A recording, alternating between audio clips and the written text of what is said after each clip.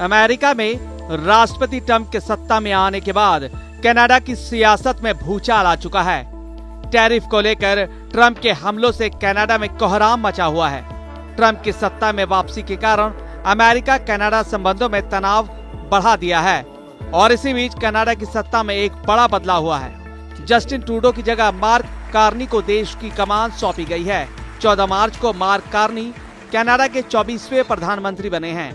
Justin Trudeau के 10 साल के कार्यकाल के बाद उन्होंने ये पदभार संभाला है। I, Mark Carney, do swear that I will be faithful and bear true allegiance to His Majesty, King Charles III, King of Canada. Mark Carney ने प्रधानमंत्री पद की शपथ लेने के फौरन बाद अमेरिकी राष्ट्रपति डोनाल्ड ट्रंप के कुछ फैसलों और बयानों पर जमकर हमला बोला। खासकर ट्रंप द्वारा कनाडा को अमेरिका का 51वां राज्य बनाने की बात पर उन्होंने तीखी प्रतिक्रिया दी और साफ कर दिया कि कनाडा हमेशा एक आजाद देश रहेगा।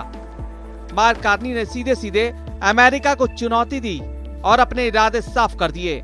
बड़ी बात यह है कि कार्नी का पहले का कोई राजनीतिक इतिहास नहीं है। कार्नी इससे पहले बैंक ऑफ कनाडा और बैंक ऑफ इंग्लैंड के गवर्नर रह चुके हैं।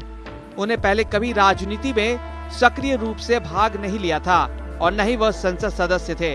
इसके बावजूद वे प्रधानमंत्री पद की दौड़ में दिग्गज नेताओं को पछाड़ते हुए शीर्ष पद पर पहुंच चुके हैं। उनका शपथ ग्रहण समारोह ओटावा के रेडियो हॉल में हुआ। इसके बाद उन्होंने जनता को संबोधित करते हुए ट्रंप की धमकियों को खारिज कर दिया। I look forward to speaking with President Trump. Just to be clear, we respect the United States. We respect President Trump. President Trump has put some very important issues at the top of his agenda. We understand his agenda. We understand the importance of addressing the scourge of fentanyl, which is a challenge here in Canada as well as the United States. And I would say that the measures that have been put in place in recent weeks in Canada and Mexico, also the United States, means that we are making tremendous progress. I'll speak specifically for against fentanyl.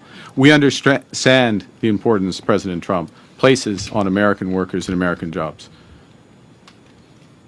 We want him and his administration to understand the importance we put on Canadian workers and Canadian jobs.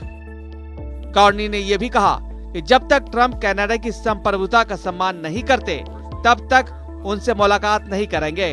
हालांकि उन्होंने उम्मीद जताई कि उनकी सरकार Trump प्रशासन के साथ सहयोग के तरीके खोज सकती है। इसके अलावा उन्होंने अमेरिकी विदेश मंत्री मार्को रूबियो की हालिया टिप्पणी पर भी प्रतिक्रिया दी। रूबियो ने कहा कि यदि कनाडा अमेरिका का 51वां राज्य बनता है तो उसकी अर्थव्यवस्था मजबूत होगी। इस पर कार्नी ने इसे निराधार और हास्यास्पद बताते हुए खारिज कर दिया।